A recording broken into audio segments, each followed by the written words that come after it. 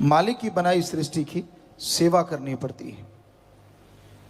ज्यों ज्यों सेवा करते जाओगे, ईश्वर के नाम का जाप करते जाओगे, ये पर्दे फटने शुरू हो जाएंगे। निरंतर किया गया सुमरन आप आत्मा और परमात्मा के बीच के विषय विकारों के इन पर्दों को बिल्कुल जला के राख कर देगा, तो मालिक की आवाज भी सुनाई देगी और मालिक दिखाई भी देंगे। पर इसके लिए साधना करनी पड़ती है। अपने शरीर को साधना है, अपने विचारों को साधना है, दिलो दिमाग को साधना है, अपने कर्मों को साधना है। और साधने के लिए आत्मबल चाहिए। और बात वहीं घूम के आती है, आत्मबल प्रभु के नाम से मिलता है। किसी डॉक्टर के पास ऐसा टॉनिक नहीं है जो आत्मबल दिला दे। आत्मबल, विल पावर सबके अंदर मौजूद है। जैसे पृथ्वी में, धरती में पानी है, फूलों में खुशबू है, दूध में घी है, उसी तरह सबके अंदर है आत्मबल।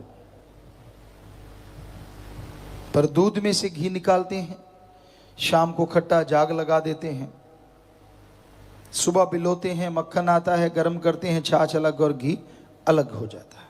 धरती में अगर पानी है, गड्ढा खोदते हैं, बोरिंग पाइपें वगैरह डालते हैं, अगर धरती में पानी है तो उस तरीके से बाहर आ जाता है। तो इसी तरह वो आत्मबल, वो भगवान सबके अंदर है। उसको हासिल करने के लिए, प्रकट करने के लिए जो तरीका है, उसे गुरु मंत्र, कलमा या मेथड ऑफ मेडिटेशन कहते हैं। उसका निरंतर अभ्यास, निरंतर भक्ति मालिक से मिला देती है। आदमी जब विल पावर होती है, हारी हुई बाजी जीत जाता है, और जब आत्मा कमजोर हो, जीती हुई बाजी हार जाता है। पीर फकीर वचन करते हैं, उनके ऊपर अगर कोई रहे तो दोनों जहां की खुशियां हासिल कर सकता है। वचन ना माने तो छोटी सी खुशी भी हासिल नहीं होती। जब सत्संग के दायरे में इंसान रहता है तो बुरे विचार दबे रहते हैं।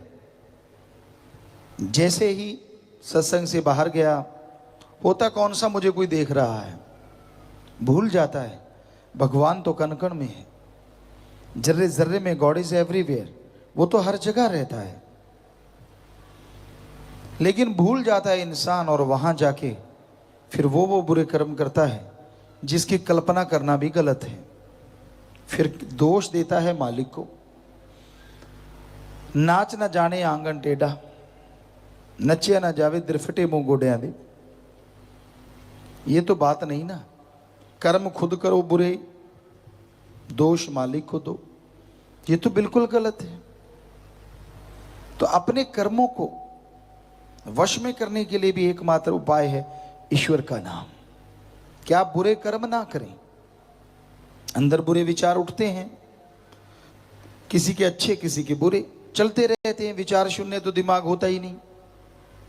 वो तो शून्य समाधि में जाके मालिक से जुड़ता है, तब विचार बाकी खत्म हो जाते हैं।